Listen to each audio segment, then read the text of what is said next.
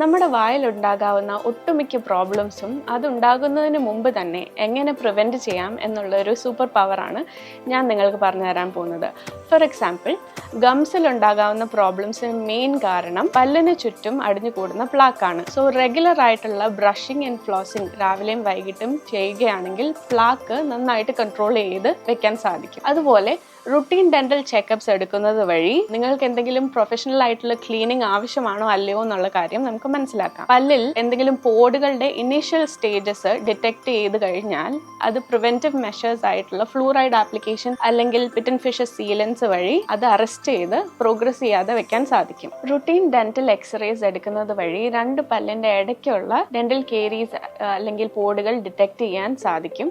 അതുപോലെ ഗം ലൈനിന്റെ താഴെ ഹിഡൻ ആയിരിക്കുന്ന കേടുകൾ ഡിറ്റക്ട് ചെയ്യാൻ സാധിക്കും. കുട്ടികളിൽ മോണയുടെ വളർച്ച മോണിറ്റർ ചെയ്യുകയും എന്തെങ്കിലും കറക്റ്റീവ് ട്രീറ്റ്മെന്റ് ചെറുപ്രായത്തിൽ തന്നെ ആവശ്യമാണെങ്കിൽ അത് എടുക്കുകയും ചെയ്യുകയാണെങ്കിൽ അവർ വളർന്നു കഴിഞ്ഞ് ആവശ്യമായി വരുന്ന ഒരു കോംപ്ലിക്കേറ്റഡ് പ്രൊസീജിയേഴ്സ് നമുക്ക് ഒഴിവാക്കാൻ സാധിക്കും. അതുപോലെ തന്നെ നിങ്ങൾ ജനറൽ ആയിട്ടുള്ള നിങ്ങളുടെ വെൽബീങ് മെയിൻറ്റെയിൻ ചെയ്യുകയും ചെയ്യുക. അതുപോലെ ഒരു പ്രോപ്പർ ഡയറ്റ്, എക്സസൈസ് ഇതെല്ലാം നിങ്ങൾ ടേക്ക് കെയർ ചെയ്യുകയും ചെയ്യുകയാണെങ്കിൽ പല പ്രോബ്ലംസും നമുക്ക് ഒഴിവാക്കാൻ സാധിക്കും.